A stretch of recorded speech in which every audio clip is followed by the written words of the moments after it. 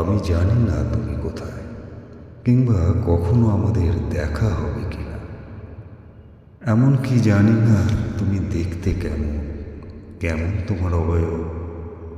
আমি শুধু রোজ তোমাকে কল্পনায় সাজাই। কল্পনায় সাজাতে কোনো মুখমণ্ডলের প্রয়োজন হয় না। তোমাকে সাজাই এক অদেখা অবয়বে। আমি জানি না তুমি কবে আসবে, তবে এটুকু জানি তুমি আসবে।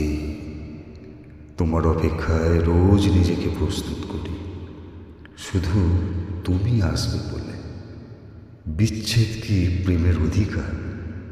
বন্ধুত্বেও তো থাকে নীরব এক রোদন। প্রিয় বন্ধুটির অনুপস্থিতি কখনো বলে যায় না তার চলে যাওয়ার কারণ, শুধু ফেলে যায় স্মৃতির মলিন ছায়া। ভালোবাসার মতোই বন্ধুত্ব একদিন হঠাৎ দূর আকাশের পাখি হয়ে উড়ে যায়, আর রেখে যায় হৃদয়ের গভীরে এক অমলিন শূন্যতা।